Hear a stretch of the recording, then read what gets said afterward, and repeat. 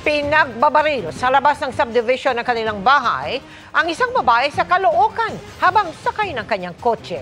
Ang biktima, opisyal daw ng isang kumpanya na may kinalaman sa mga armored na sasakyan.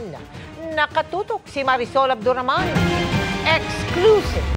Yung pick up niyang maliit ko Nabulabog ang isang subdivision sa North Caloocan dakong alas 6:30 kagabi ng pagbabarili ng isang babae habang sakay ng kanyang kotse. Pagpasok po nila ng subdivision, siguro mahigit kumulang 200 meters lang po pinutukan na po, tinapatan po ng motorsiklo yung sasakyan ng ating biktima.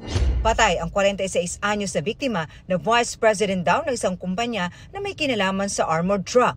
Nagtamo siya ng tama ng bala ng baril sa iba't ibang parte ng katawan. 6 na basyo ng kalibre 45 ang na-recover ng mga otoridad sa crime scene. Sinabject na natin sa ballistic upang makumpara natin sa lahat ng shooting incident na nangyari dito sa nationwide po. Sa investigasyon ng Caloocan Police, binanmana ng mga suspects ang biktima. Sa kuha ng CCTV, makikita ang mga suspect na nakasakay sa motorsiklo na sinusundan ng biktima habang binabaybay ang Chufilo Samson Road. Siya po ay sinundan ng riding criminal suspects natin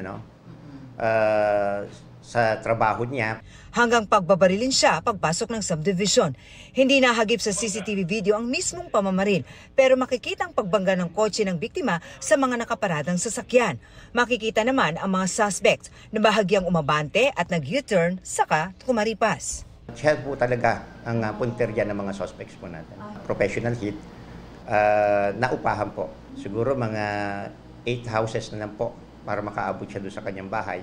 At tinapatan po ng gunman natin yung sasakyan ng biktima dito sa left side po. Patuloy na inaalam ng mga otoridad ang motibo sa krimen. May person of interest raw ang Caloocan Police pero hindi na muna sila nagbigay ng detalye habang patuloy na inimbestigahan ang krimen. Para sa GMA Integrated News, Marisol Abduraman, nakatuto 24 oras.